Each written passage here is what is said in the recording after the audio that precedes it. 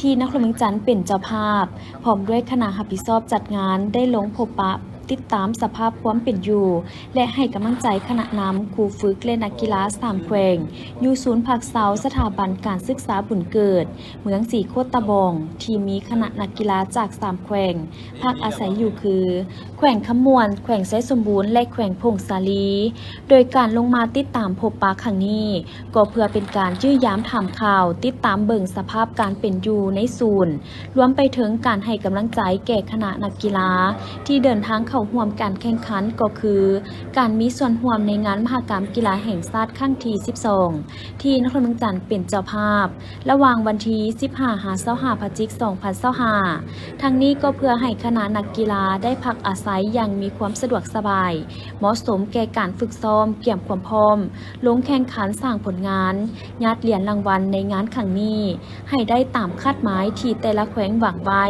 และในโอกาสลงมาพบปะเยี่ยมยามครั้งนี้ก็ได้รับฟังการรายงานจากคณะนำพาและนักกีฬาแต่ละแขวงเกี่ยวกับสภาพการเคลื่อนไหวกีฬาพร้อมทั้งมอบเครื่องบริโภคประกอบมีน้ำดื่มและอาหารแห้งจำนวนหนึ่งเพื่อสุขยูการเข้าร่วมแข่งขันกีฬาทั้ง3แขวงการแข่งขันกีฬาประเภทลอยน้ำในวันที่ 17 พฤศจิกายน 2025 อยู่ที่สระลอยน้ำสนามกีฬาแห่งชาติหลัก 16 นักกีฬาของนครหลวงจันทร์เจ้าภาพสามารถยัดได้3เหรียญคำซึ่งการแข่งขันมี7รายการมีนักกีฬาจากนครหลวงจันทร์เจ้าภาพกระทรวงป้องกันความสงบแขวงขมวนแขวงจำปาสักแขวงสวรรณเขตและแขวงหลวงพระบางเข้าร่วมผลการแข่งขันลอยธรรมดาระยะ400 เมตรหญิงแข่งขัน3ภาคส่วนนางทิพย์ธิดาจันทานักกีฬาของนครหลวงจันทร์สามารถเอาชนะคู่แข่งยัดได้เหรียญคำนางมุกธิดาไสยจักรได้เหรียญเงินนางดาลินอินทวงศ์จากกระทรวงป้องกันความสงบได้เหรียญทองส่วนประเภทลอยเดี่ยวผสม4x50 เมตรทรายแข่งขัน3ภาคส่วนเท้าพรสวรรค์วงศ์พระจันทร์นครหลวงจันทร์ยัดได้เหรียญคำเท้าจิรศักดิ์คำมโนแก้วจากแขวงสวรรณเขตได้เหรียญเงินเท้าอนุสรณ์อ่อนทีลังสีจากแขวงจำปาสักได้เหรียญทองสำหรับประเภทร้อยเดี่ยวผสม4x50 เมตรหญิงแข่งขัน3ภาคส่วนอันดับ1นางไอรินพรหมจักรจากแขวงขมวนได้เหรียญคำนางสุธาดาดาวิโอจากแขวงหลวงพระบางได้เหรียญเงินลอยเมงกระเบื้อ50 เมตรสายแข่งขัน5ภาคส่วนเท้าลิวโตชัยชนะวงเพชรจากจำปาสักสามารถชนะได้อันดับที่1งัดเอาเหรียญค้ำไปครองเท้าสลาบวาสีหานุจากสวรรณเขตได้อันดับ2งัดได้เหรียญเงินเท้าเสียเกสีหานุจากขมวนได้เหรียญทองลอยเมงกระเบื้อ50 เมตรหญิงแข่งขัน4ภาคส่วนอันดับ1นางสุธาดาดาวิโอจากแขวงหลวงพระบางได้เหรียญคำนางจันทโจรจันทเสงจากแขวงสวรรณเขตได้อันดับ2งัดได้เหรียญเงินอันดับ3นางสิริอาลุนบุตรเจริญได้เหรียญทองลอยธรรมดา200 เมตรทรายแข่งขัน4ภาคส่วนชนะอันดับ1เท่าพรสวรรค์วงพระจันทร์นักกีฬานครหลวงจันทร์ได้เหรียญคำเท่าลิวโตไซสนะวงเพชรจากแขวงจำปาสักได้อันดับ2งัดได้เหรียญเงินเท่าธนาวินหลวงเสนาจากแขวงสวรรณเขตได้อันดับ3ได้เหรียญทองลอยธรรมดา200 เมตรหญิงชนะอันดับ1นางอัญญาลินภูเลืองหงยัดได้เหรียญค้ำไปโคง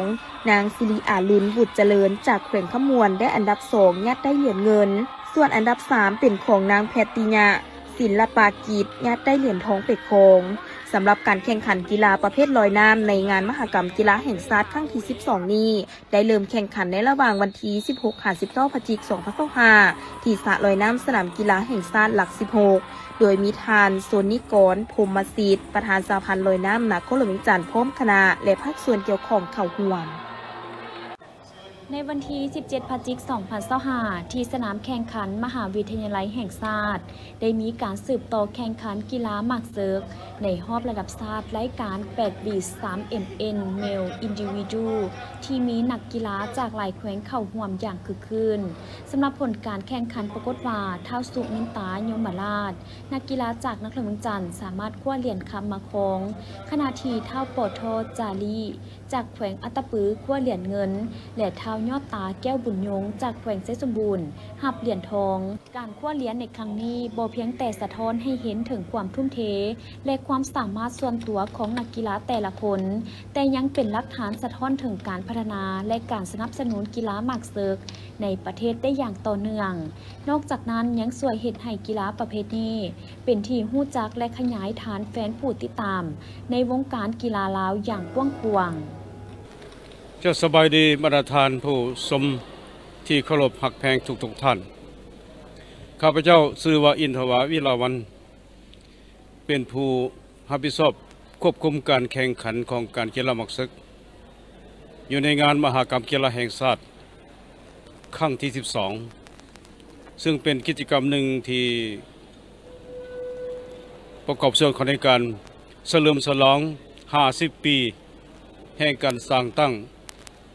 สาธารณรัฐประชาธิปไตยประชาชนลาวข้าพเจ้านี่มีความรู้สึก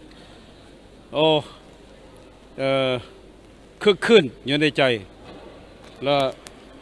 เป็นเกียรติอย่างยิ่งที่ได้รับผิดชอบได้ถือมอบหมายให้ผิดชอบฉะนั้นข้าพเจ้าต่างหน้าคณะอนุกรรมการกีฬาหมากเซิกจัดแข่งขันกีฬาหมากเซิกอยู่งานมหกรรมกีฬาแห่งชาติครั้งที่ 12 นี้ขอแสดงความขอบใจต่อโทรภาพนครหลวงเวียงจันทร์ที่ได้มาเก็บข่าวเพื่อไปโฆษณาให้มวลชนได้รับรู้นำกันว่าพวกเขาได้เฮ็ดหยังอยู่กับนี้และต่างหน้าให้สหพันธ์กีฬาแห่งชาติหมากเซิกพวกเขาเลยก็ทุกสหพันธ์กีฬาแต่ละแขวงแต่ละสโมสรขอแสดงความขอบใจต่อการนำเนาะของพรรคของรัฐที่เพิ่นได้สุกยุ่ยพวกข้าพเจ้าได้มาร่วมจัดแข่งขันอยู่นี้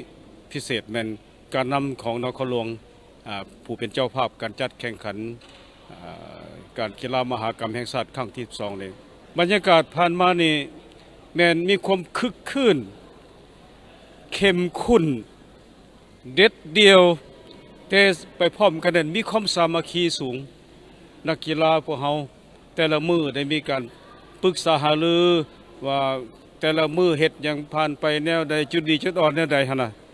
แล้วเฮาได้มีการประชุมกันตลอดมีการปรับปรุงแก้ไขข้อบกพร่องมีการเสริมขยายจุดดีแต่ละมือแต่ละวันถ้ามันก็บ่ง่ายเนาะการกีฬาหมากเซิกนี่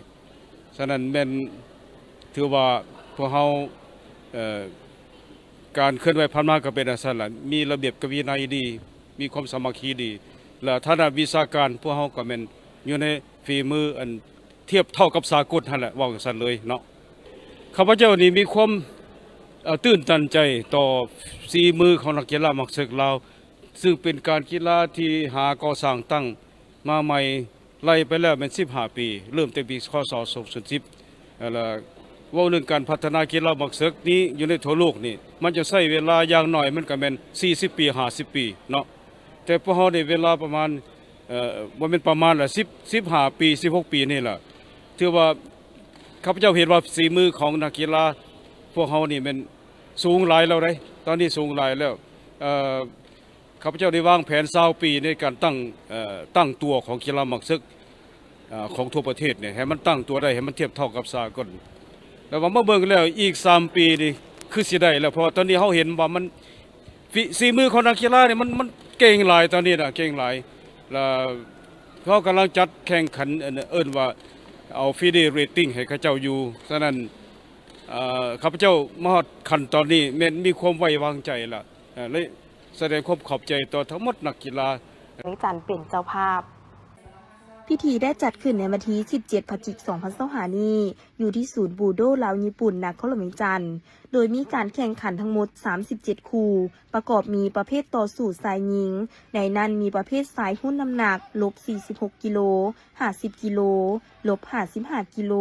-60 กิโลและหุ้น-73 กิโลและประเภทหญิงหุ้นน้ำหนัก-52 กิโล-57 กิโล63 กิโล70 กิโลและหุ้นบวก70 กิโลรวมมี11 หุ้น การแข่งขันกีฬายูโดเป็นหนึ่งใน 33 ประเภทกีฬาที่จัดแข่งขันในงานมหกรรมกีฬาแห่งชาติครั้งที่ 12 ที่นครหลวงเวียงจันทน์เป็นเจ้าภาพ จัดขึ้นก็เพื่อสิ่งความเป็นหนึ่งของนักกีฬายูโดและความสามัคคีมิตรภาพที่ดีระหว่างแขวงกับบรรดากระทรวง และเป็นการหัดแน่นความมีน้ำใจของนักกีฬาเพื่อพร้อมกันพัฒนากีฬายูโดให้ก้าวหน้าไปสู่ระดับภาคพื้นและสากล โดยมีนักกีฬาเข้าร่วมแข่งขันทั้งหมด110 คนหญิง 46 คนที่มาจาก 6 แขวงและ 1 กระทรวง มีการชิงไซ25 เหรียญคำผลการแข่งขันประเภทสายหุ้นลบ 46 กิโลได้รับเหรียญคำแม่นแขวงขมวนเหรียญเงินแม่นแขวงสวรรณเขตและเหรียญทองแม่นนครหลวงเวียงจันทน์หุ้นลบ 50 กิโลเหรียญคำเป็นของแขวงสวรรณเขตเหรียญเงินแม่นแขวงขมวนและเหรียญทองแม่นนครหลวงเวียงจันทน์หุ้นลบ 55 กิโลเหรียญคำแม่นกระทรวงป้องกันประเทศเหรียญเงินแม่นนครหลวงเวียงจันทน์และเหรียญทองแม่นแขวงเสียงควงหุ้นลบ 60 กิโลเหรียญคำแม่นแขวงเวียงจันทน์เหรียญเงินเป็นของกระทรวงป้องกันประเทศและเหรียญทองแม่นแขวงเสียงควงนครหลวงเวียงจันทน์หุ้นลบ 66 กิโลเหรียญคำเป็นของแขวงสวรรณเขตเหรียญเงินแม่นของแขวงขมวนเหรียญทองแม่นแขวงเสียงควงและกระทรวงป้องกันความสงบหุ้นลบ 73 กิโลเหรียญคำแม่นแขวงอัตตปือเหรียญเงินแม่นแขวงเสียงควงเหรียญทองแม่นนครหลวงเวียงจันทน์และกระทรวงป้องกันประเทศประเภทหญิงหุ้นน้ำหนักลบ 52 กิโลเหรียญคำแม่นกระทรวงป้องกันประเทศเหรียญเงินเป็นของแขวงอัตตปือและเหรียญทองแม่นของแขวงสวรรณเขตและแขวงเสียงควงหุ้นลบ 57 กิโล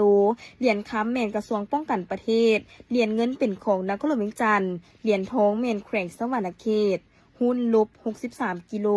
เหรียญคำเป็นของแขวงสวรรณเขตเหรียญเงินแม่นนครหลวงเวียงจันทน์เหรียญทองแม่นแขวงขมวน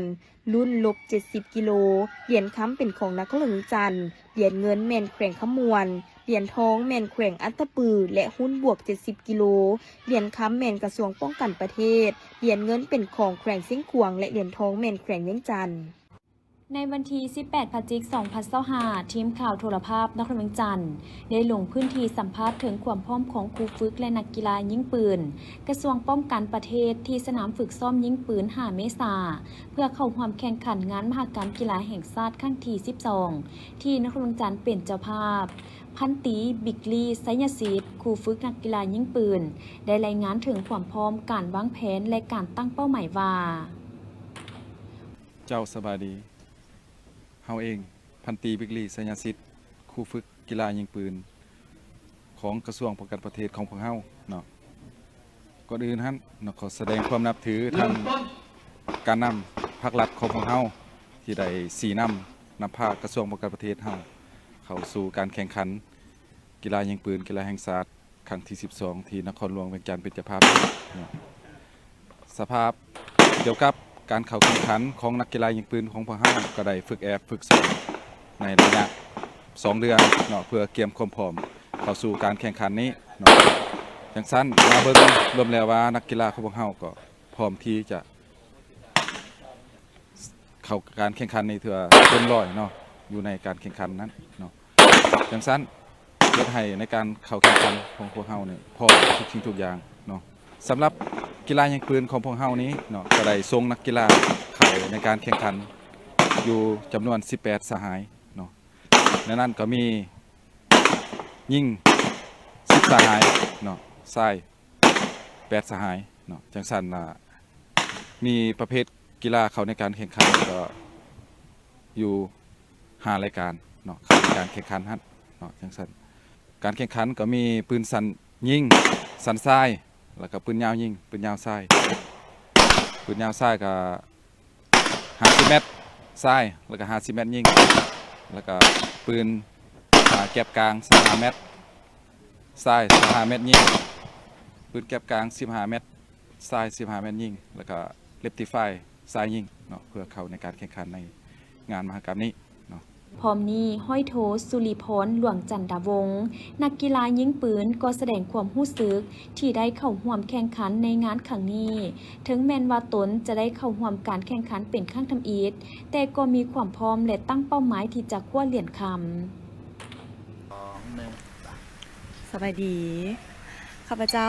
ห้อยโทสุริพรหลวงจันดาวงศ์ประจำการอยู่ที่กองกีฬากองทัพเนาะเป็นตัวแทนของ กระทรวงป้องกันประเทศในการเข้าแข่งขันกีฬายิงปืนแห่งชาติในครั้งนี้ความรู้สึกก็คือตื่นเต้นแหงเพราะว่าเป็นปีแรกแล้วก็ปีทำอิฐของเฮาเลยเนาะเป็นนักกีฬาใหม่เลยก็ว่าได้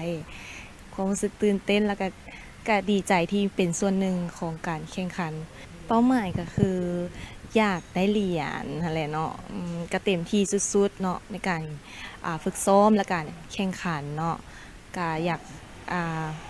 เป้าหมายก็คือเป้าหมายสูงสุดก็คือเหรียญคำอยู่แล้วเนาะทุกคนที่ว่าเข้ามาซ้อมเนาะข้อสะดวกก็หลายเนาะเพราะว่าทางขันถึงเพิ่นก็อำนวยความสะดวกในการฝึกซ้อมเนาะสะดวกหลักๆก็คือของกองกีฬากองทัพของพวกเราก็จะมีสนามยิงปืนให้ฝึกซ้อมโดยเฉพาะเลยของทหารเนาะของกระทรวงป้องกันประเทศอยู่ลักหาหรือว่าสนามซาวมังกรเนาะก็สะดวกในการฝึกซ้อมแล้วก็มีอุปกรณ์มีอัตรากินอัตราของนักกีฬาเนาะของทุกคนจะได้อัตรากินอัตรานั้นจากคันถึงก็สะดวกสบายที่ว่าเพิ่นอำนวยความสะดวกให้ทุกอย่างนั่นแหละโดย พิธีประกาศและมอบรางวัลการผลิตสื่อสีเขียวจัดขึ้นในวันที่ 18 พฤศจิกายน 2025 อยู่ที่นครหลวงจันทร์โดยการเข้าร่วมของท่านสมสวัสดิ์พงษาหัวหน้ากรมสื่อมวลชนคณะโฆษณาอุปมศูนย์กลางภาคท่านสวรรครราชสุมุนตีประธานสมาคมนักข่าวแห่งสาธารณรัฐประชาธิปไตยประชาชนลาวท่านมาร์คกาลาเฮอร์เอกอัครราชทูตสหภาพยุโรปประจำลาวมีบรรดาทานผู้ต่างหน้าองค์การเครนานาชาติประจำลาวคณะรับผิดชอบและภาคส่วนที่เกี่ยวข้องเข้าร่วมท่านสมสวัสดิ์พงษาได้กล่าวเปิดงานว่าโครงการผลิตสื่อสีเขียวดังกล่าวแมนการร่วมมือระหว่างกระทรวงแถลงข่าววัฒนธรรมและท่องเที่ยวในเวลานั้นลงนามบทบันทึกความเข้าใจในวันที่ 14 กันยายน 2023 ระหว่างกระทรวงแถลงข่าววัฒนธรรมและท่องเที่ยวกับองค์การเคนานาชาติประจำลาวโดยเมนสมาคมนักข่าวแห่งสาธารณรัฐประชาธิปไตยประชาชนลาวเป็นผู้จัดตั้งปฏิบัติโครงการร่วมกับองค์การเคนานาชาติประจำลาวภายใต้ทุนสนับสนุนจากสหภาพยุโรปเป็นระยะเวลา 4 ปีซึ่งปีนี้แมนเป็นปีที่ 2 ก็ถือว่าเป็นกิจกรรมหนึ่งที่ดีและมีความสำคัญหลายในการเปิดโอกาสให้บรรดานักข่าวจากภาครัฐภาคสังคมและภาคพลเมืองที่เข้าร่วมโครงการ GAMCIL ได้ทดสอบทักษะและความรู้ความสามารถทั้งหมดที่ได้ฝึกฝนมาตลอดปี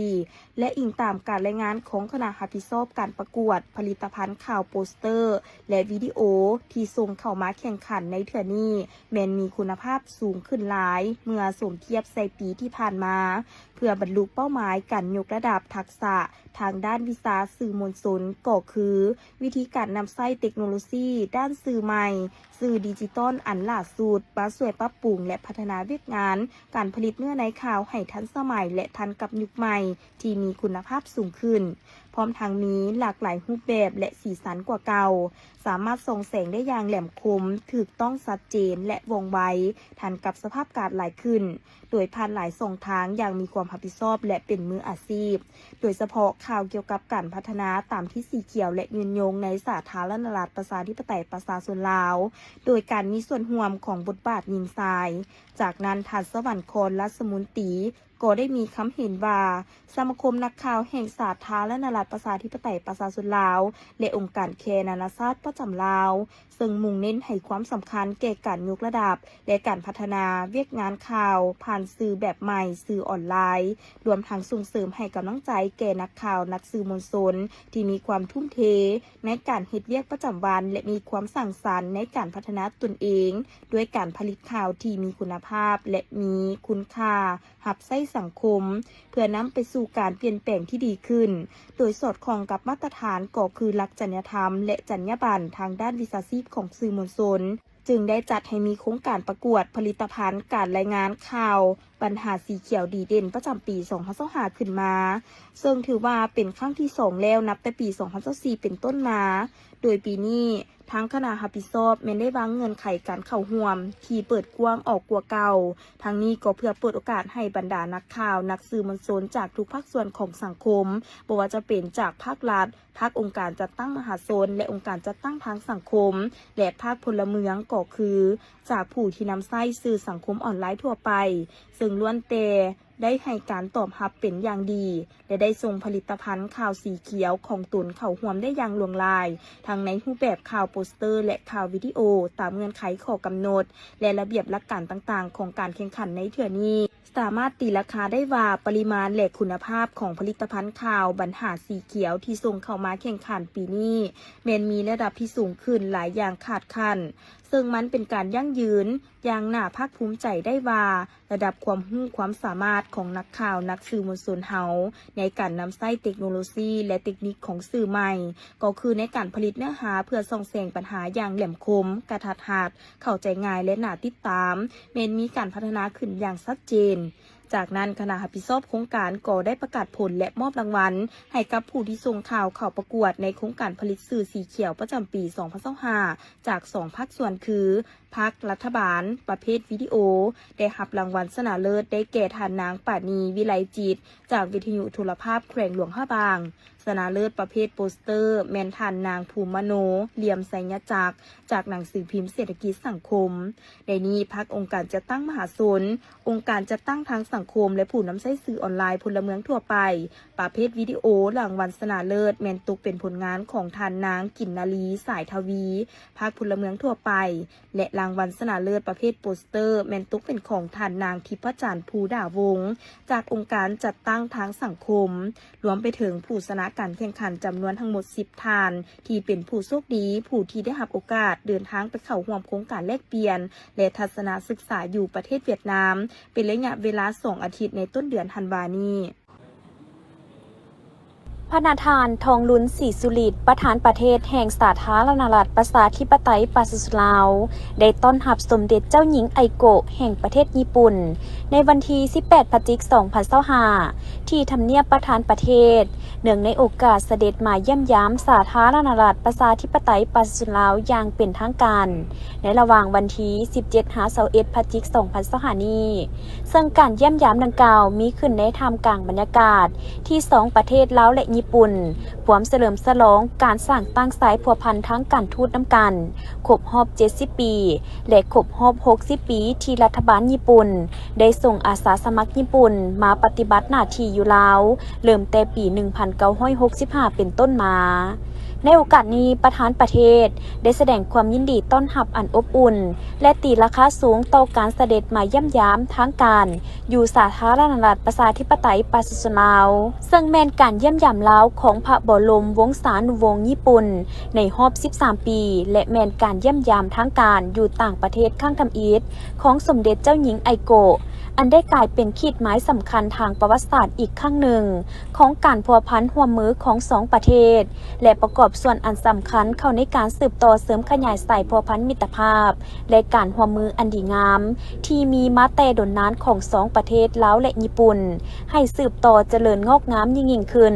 เหมือนดังสัญลักษณ์แห่งมิตรภาพลาวญี่ปุ่นอันมีสร้างลาวซีโตอยู่ในสวนสัตว์เกียวโตของประเทศญี่ปุ่นและมีดอกซากุระอยู่สวนมิตรภาพลาวญี่ปุ่นที่เมืองเวียงไซแขวงหัวพันได้เติบใหญ่และเบ่งบานให้ชาวลาวและนักท่องเที่ยวต่างชาติได้ชื่นชม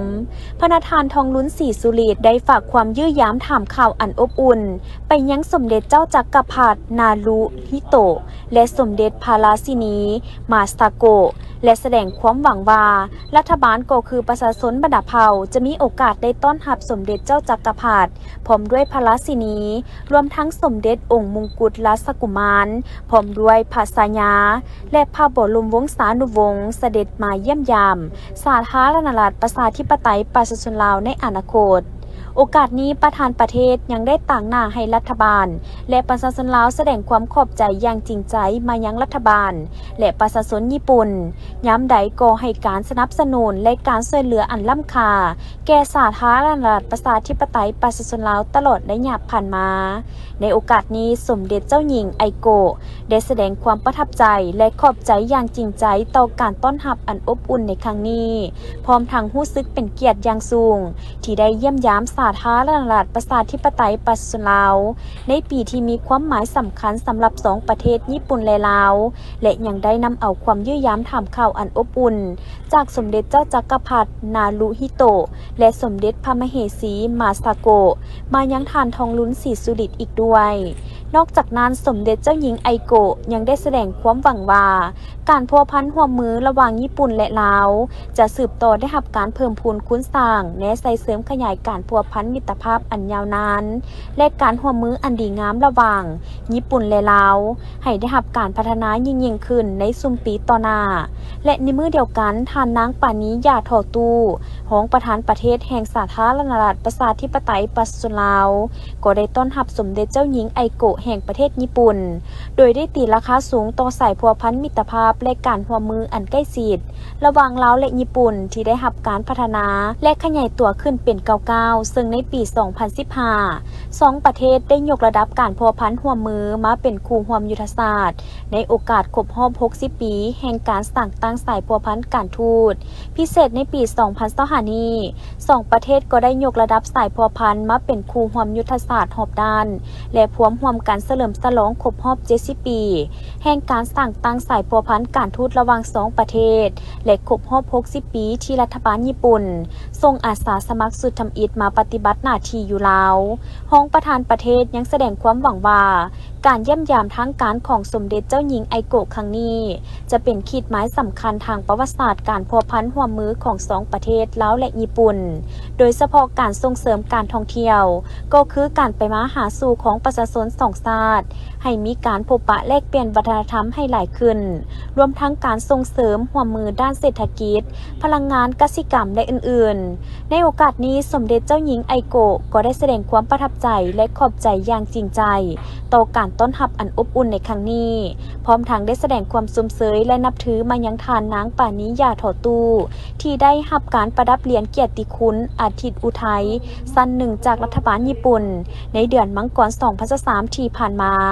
ซึ่งแม่นเหรียญขั้นสูงสุดที่รัฐบาลญี่ปุ่นได้มอบให้การนำขั้นสูงของต่างประเทศซึ่งรัฐบาลญี่ปุ่นได้ตีราคาสูงต่อการประกอบส่วนอันสำคัญในการส่งเสริมสายพัวพันมิตรภาพและการร่วมมือระหว่างญี่ปุ่นและลาวพร้อมกันนี้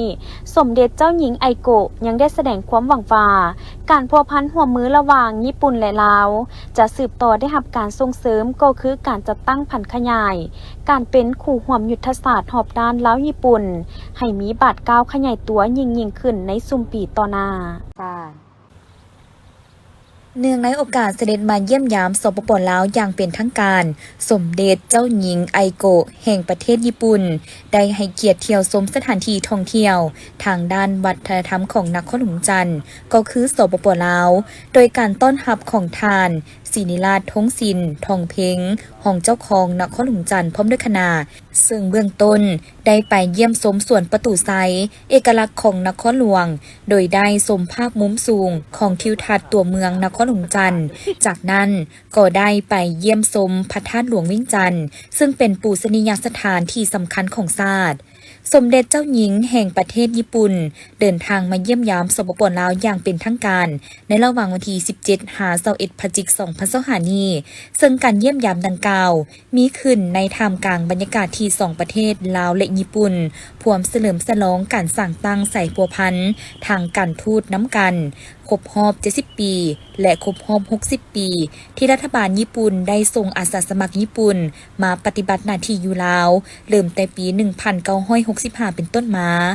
การเยี่ยมยามครั้งนี้เป็นครั้งทำอิฐของสมเด็จเจ้าหญิงไอโกะอันได้กลายเป็นขีดหมายสำคัญทางประวัติศาสตร์อีกครั้งหนึ่งของการพัวพันหัวมือของสองประเทศและประกอบส่วนอันสำคัญเข้าในการสืบต่อเสริมขยายสายพัวพันมิตรภาพและการหัวมืออันดีงามที่มีมาแต่ดนนานของสองประเทศลาวและญี่ปุ่น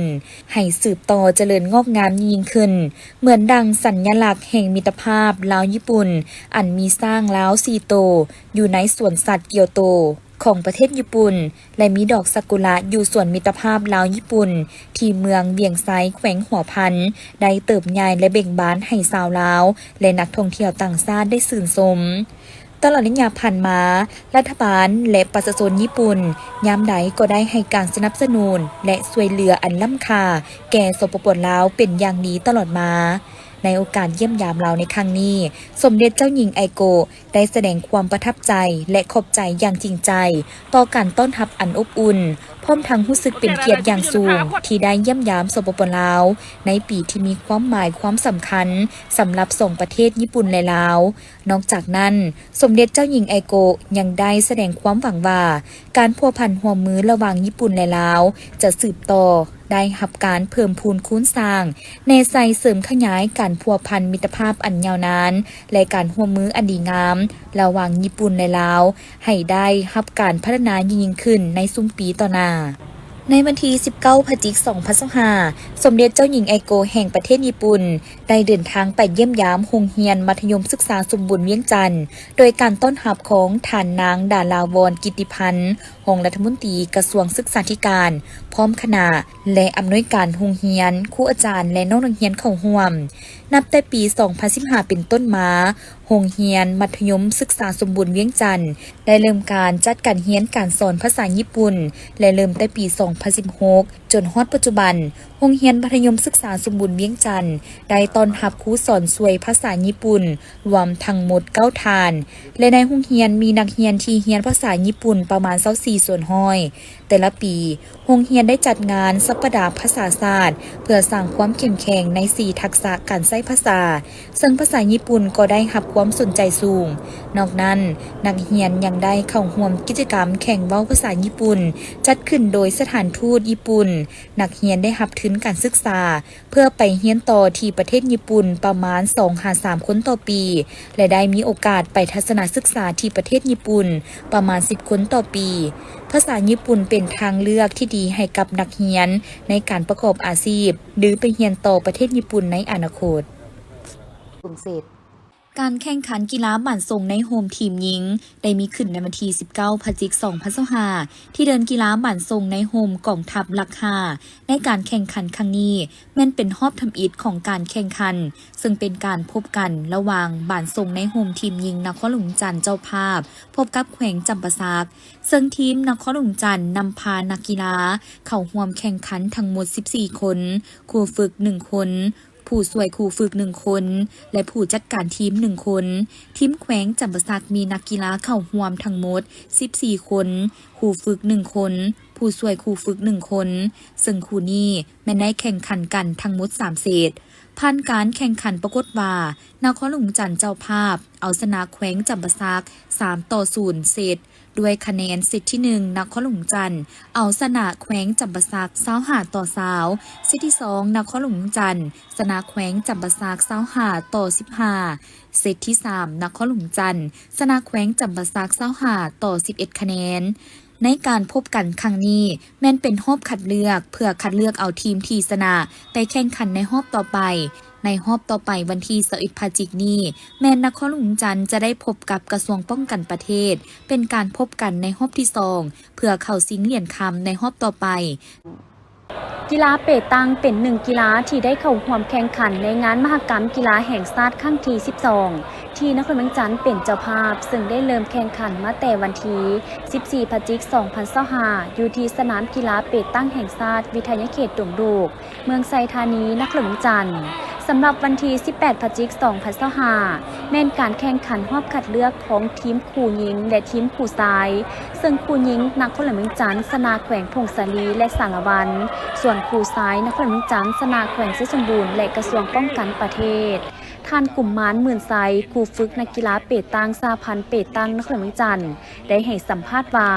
เฉพาะกีฬาเปตังนครหลวงจันทร์ได้ส่งนักกีฬาเข้าร่วมแข่งขันทั้งหมด11รายการผ่านการแข่งขันมาแต่วันที่14 พฤศจิกายนว่า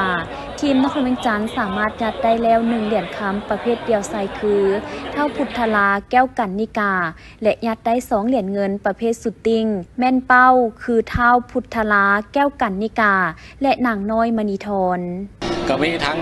สหพันธ์กีฬาเปตังนครหลวงของพวกเขาก็มีโอกาสได้เข้ามาร่วมกิจกรรมหลักๆก็แม่นมาสร้างอยู่ในเดินกีฬาแห่งชาติพี่เนาะวันนี้พวกเขาก็ได้ส่งนักกีฬาเขาทั้งหมด11รายการเนาะ11รายการถือว่าส่งครบแต่ก็เมื่อทมิตรก็แม่นได้แข่งไปก็แม่นได้สุดติ้ง แต่แม่นทางพวกเขาก็ได้เหรียญเงินทั้ง2เหรียญคือชุดที่ยิงชุดที่ซ้ายแล้วก็มาเมื่อวานนี่ก็แม่นเป็นซ้ายเดียวแต่ทางพวกเขาก็สามารถญาติได้เหรียญคำแต่ว่ามื้อนี้ก็สิแม่นจะลงอยู่ในทีมคู่ซ้ายคู่ยิงก็ถือว่าได้เข้ารอบไปทั้ง2ทีมแล้วเนาะสำหรับนักกีฬาเปตังนครหลวงของพวกเขาก็วางเป้าก็เห็นทั้งหลายๆแข่งเพิ่นก็มีทีมชาติแล้วก็มีผลงานนักกีฬาดีเด่นแต่ว่าเป้านครหลวงของเขานี่ตั้งเป้าไว้กับซีเมนต์ประมาณ2เหรียญคำ2เหรียญเงินเนาะหลักๆก็ได้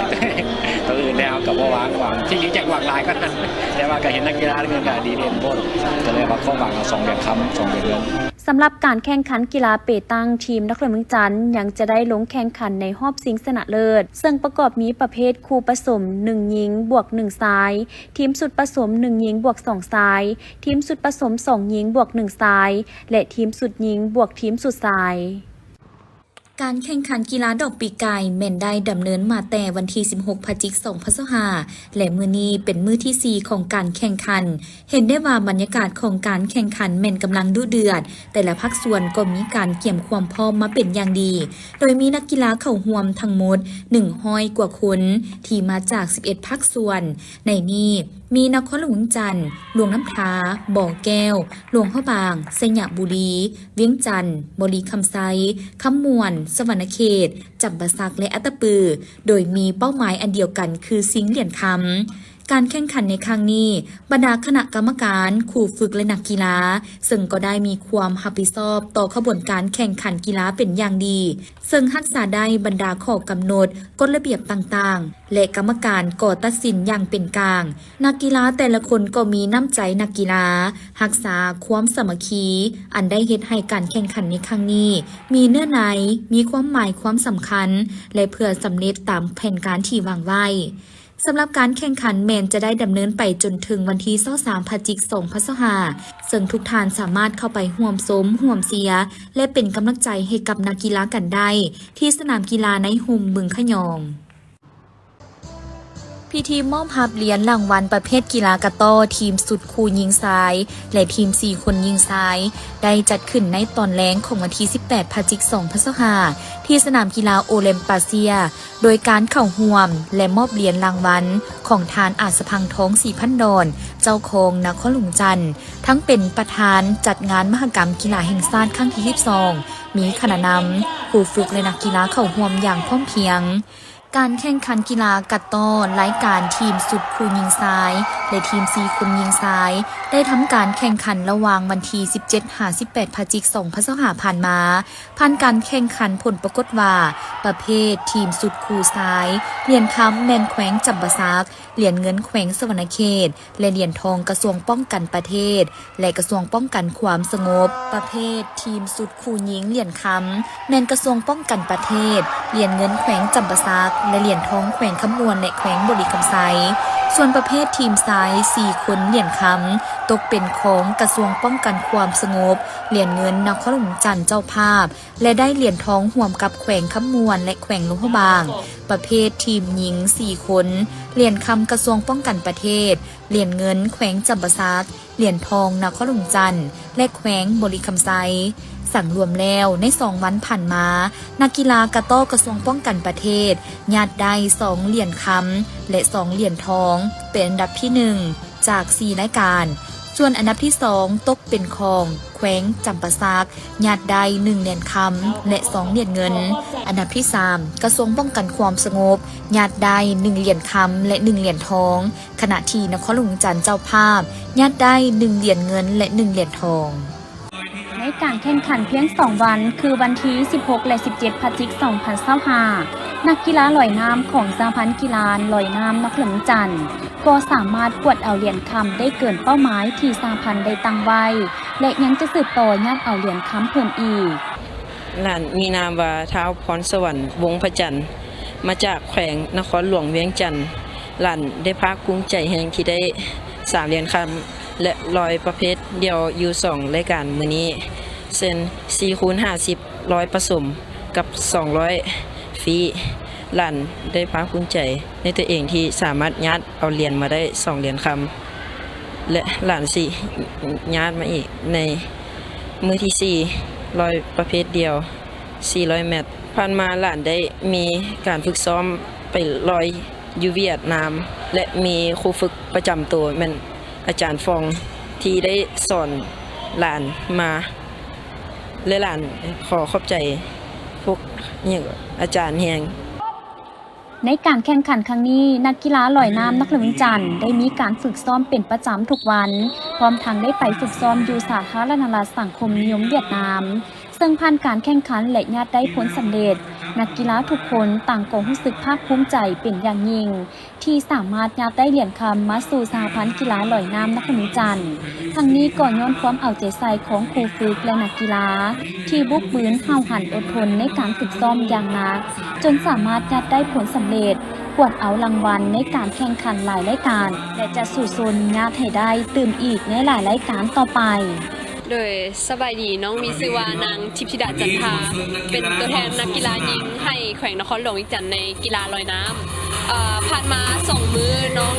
มีแข่ง2 รายการญาติได้2 เหรียญทองแล้วน้องก็รู้สึกดีใจหลายเพราะว่าน้องกับทุกคนมาอย่างดี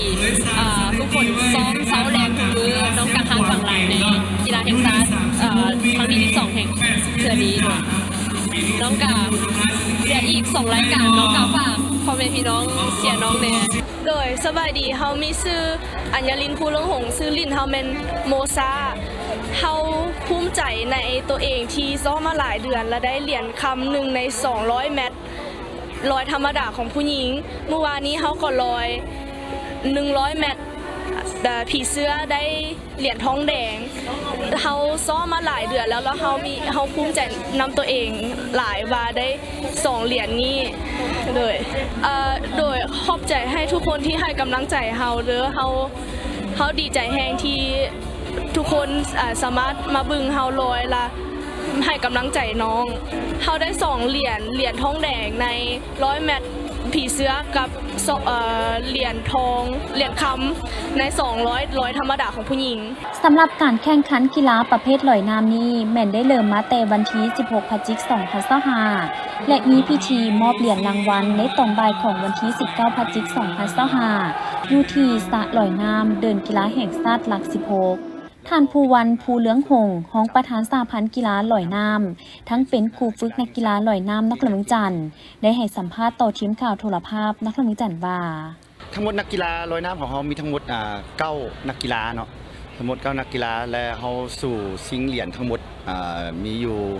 10 เหรียญแล้วเขาสู่โซนปัจจุบันนี้เขาสู่โซนอยู่ได้6 เหรียญก็ถือว่าเกินคาดหมายของเสียงขวางเขตบางแล้วนี่ที่ว่าเขาได้อยู่4 เหรียญปัจจุบันนี้เขาได้6 เหรียญและเขายังพยายามสู่โซนให้ได้เท่าที่เขาสามารถสู่ได้น่าจะเป็น7 หรือ 8ผ่านมาพวกเขาได้เก็บตัวเริ่มตั้งแต่เดือน9เป็นต้นมาแล้วเขาก็ได้มีโอกาสที่พานักกีฬาจำนวนหนึ่งที่ไปซ่อมอยู่สสเวียดนามได้ความร่วมมือจาก2 ฝ่ายรัฐบาลแล้วเขาก็ต่อเนื่องมาและฝึกซ้อมตั้งแต่เข้าฝึกซ้อมอยู่วิกจัดเกมนี้แท้ๆเป็นตอนท้ายเดือน9จนถึงปัจจุบันนี้เป็นเข้าการแข่งขันโดยตัวจริงก่อนอื่นเขาก็ขอขอบใจน้ำพ่อแม่พี่น้องเนาะพ่อแม่พี่น้องและก็ผู้สนับสนุนหลักที่มาสนับสนุนทั้งกีฬาในวิกจัดเกมนี้แล้วก็กีฬาลอยน้ำเขาขอให้ทรงแห้งใจให้นักกีฬานครหลวงและชาวนครหลวงเขาได้ทรงแห้งใจให้นักกีฬานครหลวงเขาได้ญาติเอาสิ่งใช้ได้หลายเท่าที่เหมาะสม การแข่งขันกีฬาบ้านเตะทรายในงานมหกรรมกีฬาแห่งชาติครั้งที่ 12 ที่นครหลวงจันทร์เป็นเจ้าภาพลุ้นกันอย่างดุเดือดโดยเฉพาะคู่สุดท้ายในกลุ่มกที่จะตัดสินการเข้ารอบ8 ทีมสุดท้ายระหว่างแขวงบริคำไซพบกับแขวงอุดมไซแข่งขันในวันที่ 18 พฤศจิกายนอยู่ที่สนามกีฬาสหพันธ์บ้านเตะห้วยหงโดยก่อนการแข่งขันนัดนี้แขวงอุดมไซแม่นได้เปรียบเนื่องจากว่ามีคะแนนหลายกว่าขอเพียงแต่เสมอ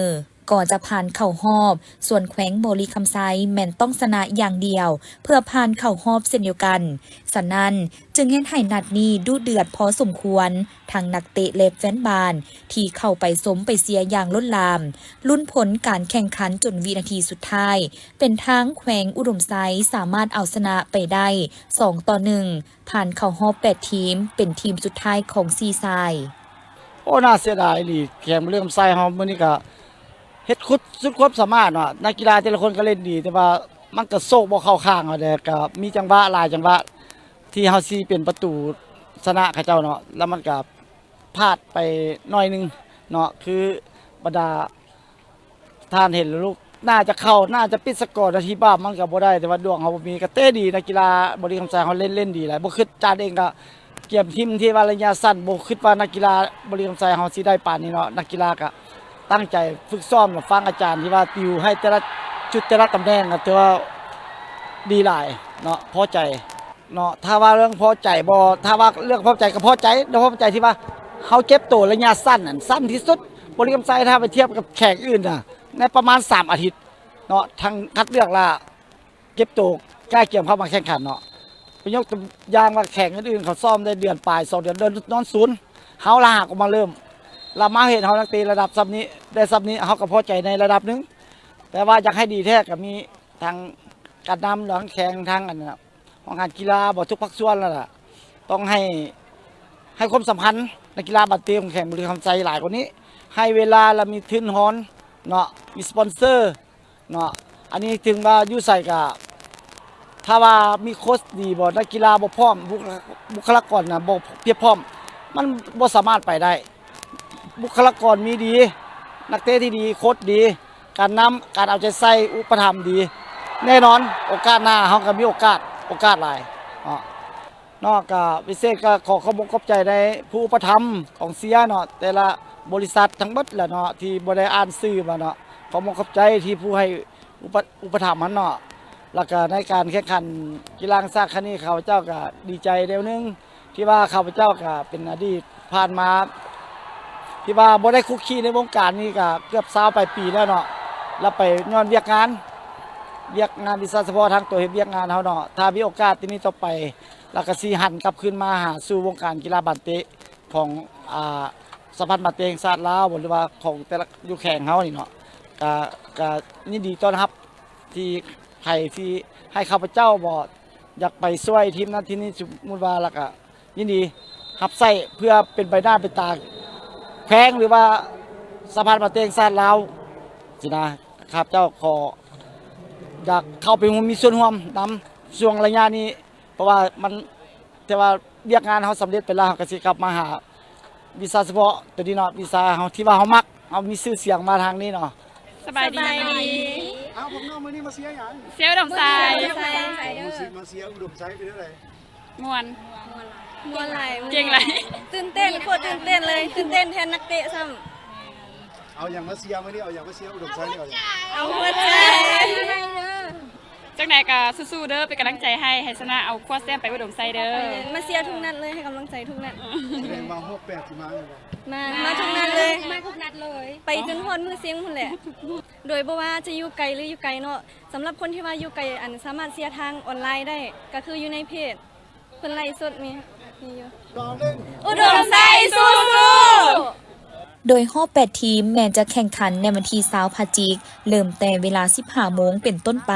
แข่งพร้อมกัน 4 สนาม คู่ที่ 1 แขวงอุดมไซจะพบกับแขวงอัตตปือ อยู่ที่สนามกีฬาลานสร้าง บ้านหนองไฮ คู่ที่ 2 แขวงขมวนจะพบกับแขวงจำปาสัก อยู่ที่สนามกีฬามหาวิทยาลัยแห่งชาติคู่ที่ 3 นครหลวงจันทร์เจ้าภาพ จะพบกับแขวงเซกอง อยู่สนามกีฬาแห่งชาติหลัก 16 และคู่ที่ 4 ทีมกระทรวงป้องกันความสงบจะพบกับแขวงหลวงน้ำทาอยู่ที่สนามกีฬากองทัพลักคาในวันที่ 18 พฤศจิกายน 2025 อยู่ที่สนามกีฬาศูนย์การค้าลาวไอเทคได้มีการแข่งขันกีฬาปิงปองประเภททีมซ้ายและทีมหญิงซึ่งมีทีมนักกีฬาเข้าร่วมทั้งหมด 7 ภาคส่วนคือ ทีมนครหลวงจันทร์เจ้าภาพคำมวนสวรรณเขตจำปาสักเซกองแขวงหลวงพระบางและทีมแขวงอุดมไซการแข่งขันกีฬาครั้งนี้ประกอบมีทีมซ้ายรอบชิงชนะเลิศซึ่งนครหลวงจันทร์พบกับแขวงจำปาสักสวรรณเขตพบกับแขวงอุดมไซส่วนทีมหญิงแม่นรอบคัดเลือกแขวงหลวงพระบางพบกับแขวงจำปาสักและแขวงขมวนพบกับนครหลวงจันทร์สำหรับผลการแข่งขันประเภททีมซ้ายแม่นแขวงสวรรณเขตสามารถย่านเอาชนะนครหลวงจันทร์3-2 เซตได้เหรียญค้ำไปครอบครอง ส่วนเหรียญเงินแม่นตกเป็นของทีมนครหลวงเวียงจันทร์สรุปผลการแข่งขันประเภททีมซ้ายเหรียญคำแม่นแขวงสวรรณเขตเหรียญเงินแม่นนครหลวงเวียงจันทร์ส่วนเหรียญทองแดงแม่นแขวงจำปาสักและแขวงอุดมไซส่วนประเภทหญิงเหรียญคำแม่นแขวงจำปาสักเหรียญเงินแม่นแขวงสวรรณเขตเหรียญทองแดงทีมนครหลวงเวียงจันทร์และแขวงขมวนการแข่งขันกีฬาปิงปองแม่นได้เริ่มต้นมาแต่วันที่17 พฤศจิกายน 2025และจะดำเนินไปจนฮอดวันที่23 พฤศจิกายน 2025อยู่ที่สนามกีฬาศูนย์การค้าลาวไอเตกซึ่งท่านใดมักหักในกีฬาประเภทนี้ก็สามารถเข้าไปชมไปเชียร์ได้เพื่อให้กำลังใจนักกีฬา